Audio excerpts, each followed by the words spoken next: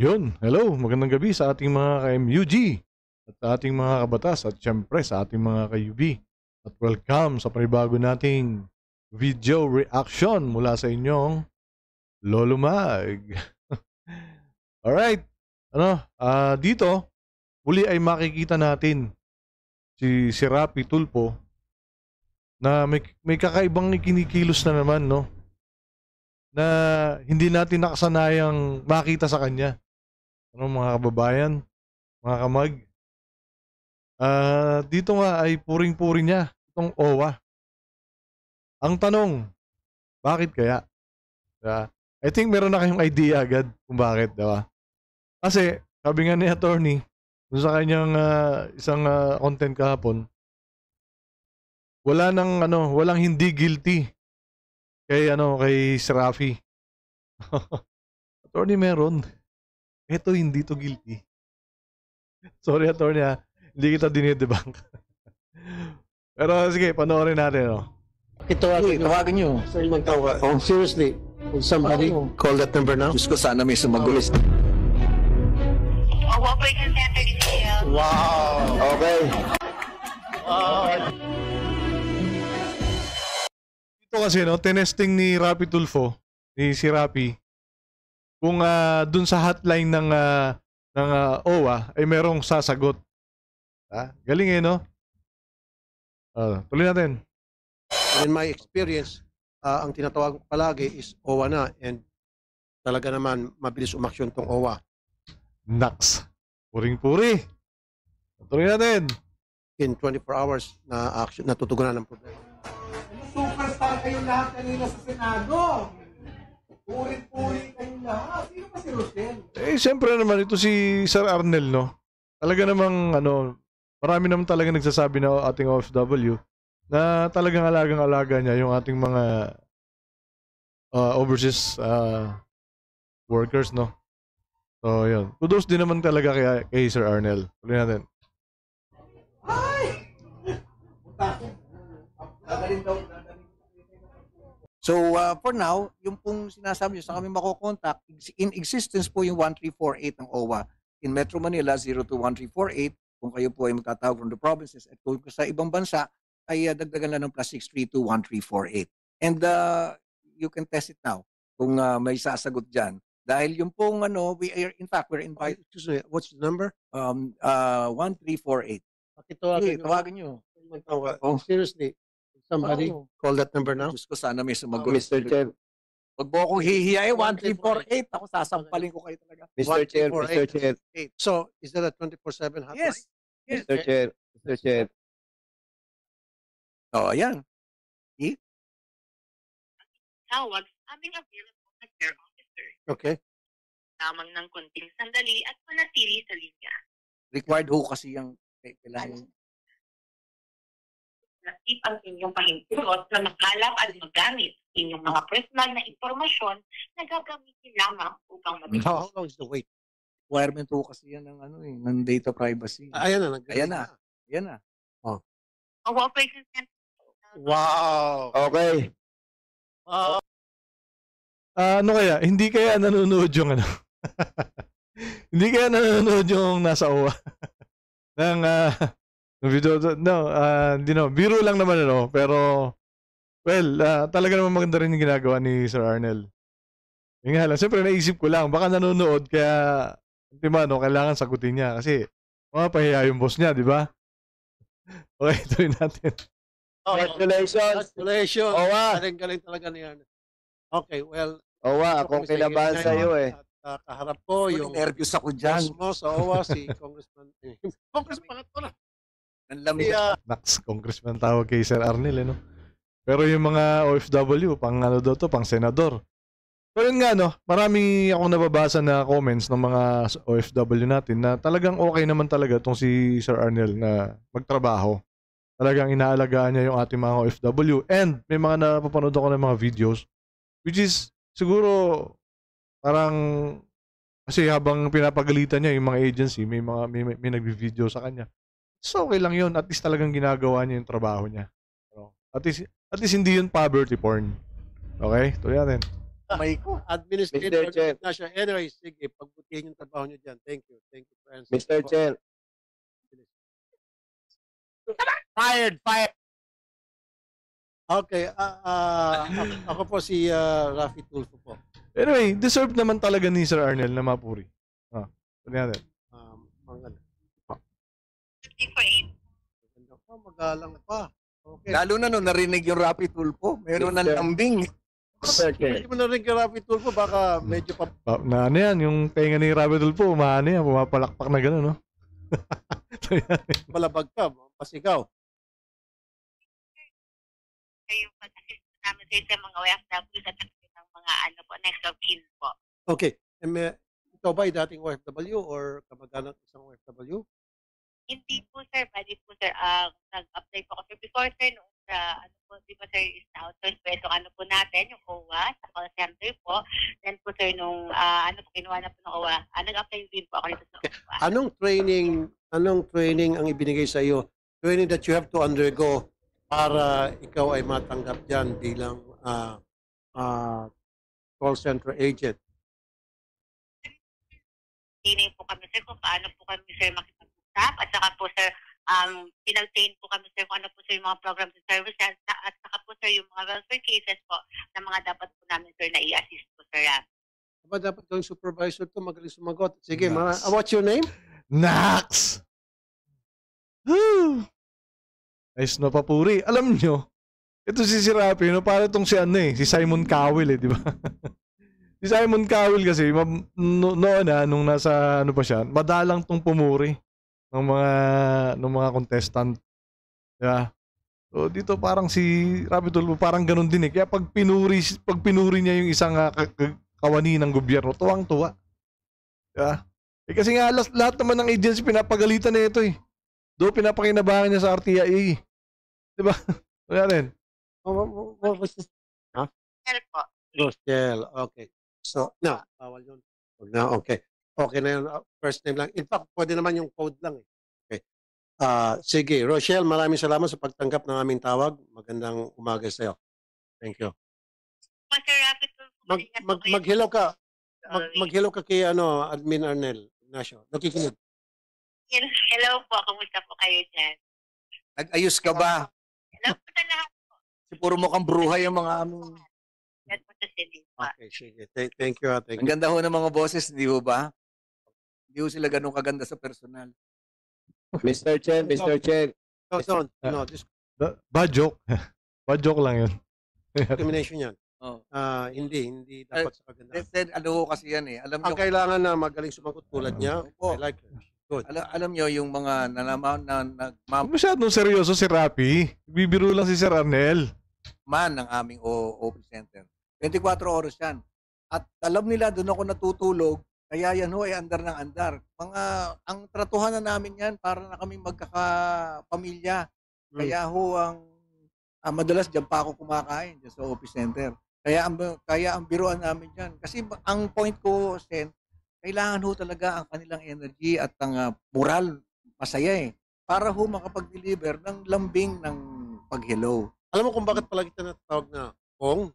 Siguro kasi baka si Kong Salo pupunta sa Senado, ikaw papalit sa Aru! May motibo! May motibo! Ano natin? pwesto niya. Ikaw kung counterpart niya sa Pero please lang, Sir Arnel, diyan ka na lang sa OWA. Kasi pag nasa politika ka, iba Diba? Nag-iiba kasi pag nasa politika. Please lang, diyan ka na lang. Sa OWA kasi napakaganda ng ginagawa mo. Miski ako, puring-puri kita Tuloy natin. Huwag masyadong papauto. Okay? pang OFWs. Pag doon sa OWA, kompleto, maayos, organized sila, systematic. So, ba't hindi nila natin pagkatiwala sa OWA at kailangan ng tao nyo dyan sa POA, maglagay tayo ng mga OWA na Over puri talaga, no?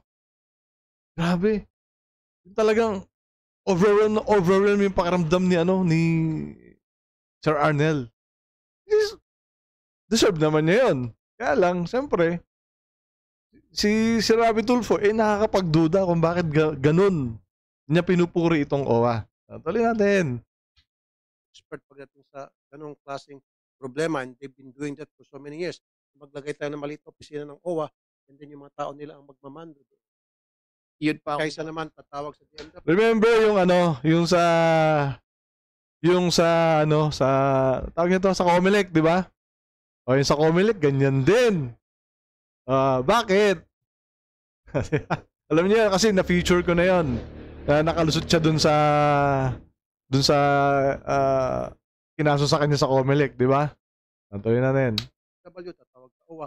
And in my experience, ang tinatawag ko palagi is OWA na. And talaga naman, mabilis umaksyon tong OWA. Naks. In 24 hours, natutugunan ng problema. I'm not Talaga ba?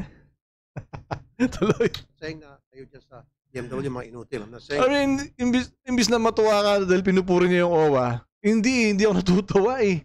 Kasi alam ko may motibo to eh. Ano natin? pero kanya-kanya lang siguro yung Ano sabi niya? Ano tinatawag sabi niya? division of labor. So, Uli natin, tao natin, pagdating sa yung- mga ripat, bakit dinal na DMW mga inutil? I'm not saying that. O, Pero kanya MW, tamo, binasos niya yung MW. Diba?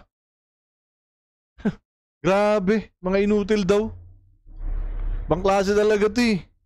kanya lang siguro Bakit niya ginanon yung MW mamaya? Mamaya malalaman natin. Sige, tuloy natin. yung tinatawag division of labor. So nagkataon pagdating sa mga ripat, bakit dinal natin iasa sa OWA? Because they're experts. Opo. Yung pong Ano, superstar kayong lahat kanina sa Senado. Purin-puri kayong lahat. Sino ba si Rochelle? Ay! Punta ako. Dadaling kita kayo sa inyo ng tulong ko. Sasabihin din mo, Sen, di ba? Tama ako. Ganda lang ang boses.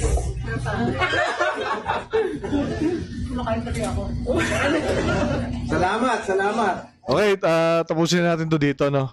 Ngayon, alamin natin kung bakit puring-puri ni Serapi Tulfo ang OWA at bakit niya ginanon yung MW. Bakit na sinabihan na inutil ang MW? Diba?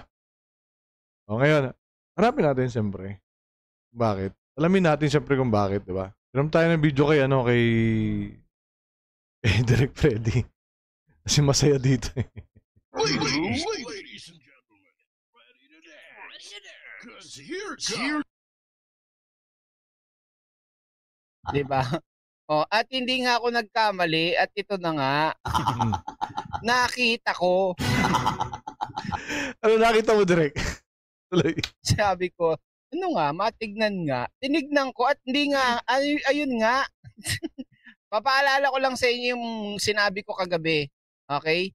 Ito yung kagabi ha. Sa mga hindi pa nagla-like dyan, mag-like na kayo dyan. Sasampaling ko kayo dyan. Sige. Bago kayo masampal. Ito na nga Renesa ka lang. Mag-react ka na rin dito kung gusto mo. O, ito o. O. Tingnan nyo ha. O. Na alam ko na sakit sa family po nila. Abot naman ng tulong. What the fuck? What the fuck? Do you see what I see? Nakita niyo ano yan? Nakita niya? Tuloy. Hello, Daisy tuloy. Pinky Taglay Kagiwa, hello. At Ria Mostapa. Ayun o. Oh, kita nyo? Andun siya o. Oh. Ang layo-layo, kilalang kilala, di ba? O, tuloy. Ayun na rin pala si Daisy Taglay. Hello. Oh, tuwan-tuwa. Si Idol dun o. Mm.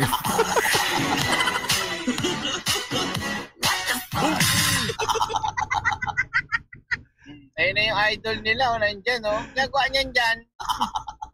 Ba't nandyan ka, sir? Ayun Yung nag-react ka sa sarili mong video. Tuloy natin. ang kumikilos o. Yung mga yan na nandyan, ikaw, anong ginagawa mo dyan? Tama, di ba? Yun yung nagpapagod yung mga nasa paligid. Ano ka napunta dyan? Wow naman! Wow!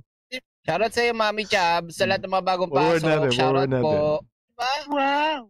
Nung panahon nung nagkakagulo-gulo, anong sinasabi mo? Wala. Wala kang masabi. Ngayon tahimik. nakauwi yung mga OFW, bigla ka nandyan. Tulong pinansyal ang OWA DMW. Yun o. What the fuck?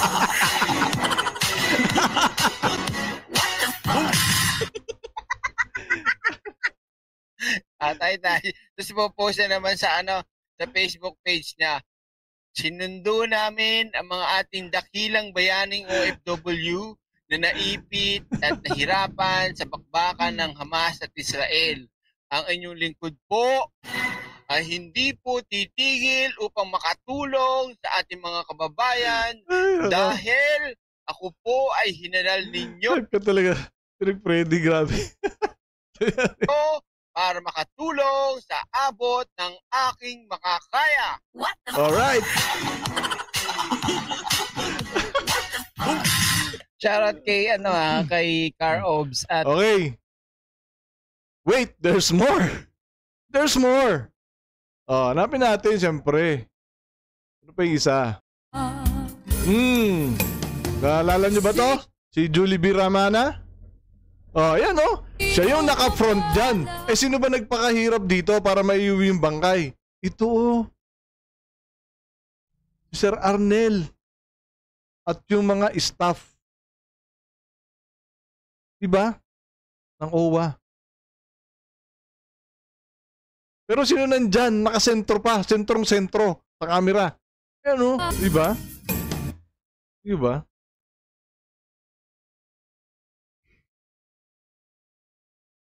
Bukod sa tupad, OWA, Comelec. Di ba? Comelec.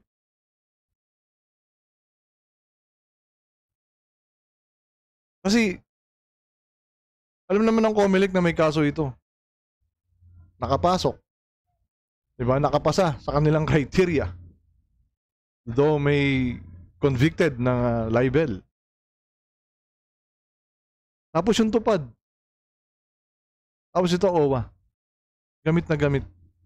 Tapos yung ibang agency, wala nang matino para sa kanya. Kita nyo, ginawa niya sinabihan niya ng inutil yung MW. Di ba? Pinahiya niya yung departamento. Di ba mga babayan? So yun lang dito, kitang-kita natin yung kaplastikan nitong si Rapi Tulfo, Natuwang-tuwa ang mga Tulfonatics sa katangahan nila. Diba? Tangang-tanga yung mga Tulfonatics Tangang-tanga. Imagine, ang nagpakahirap OWA, siya yung nandyan. Diba? So yun lang mga ka-MUG, mga kabatas at ating mga ka-UB. At muli, isang magandang gabi sa inyo lahat. At syempre, huwag natin kakalimutan na minsan lang tayo mabubuhay sa mundo. Gamitin natin sa tama at sa mabuti. Maraming salamat.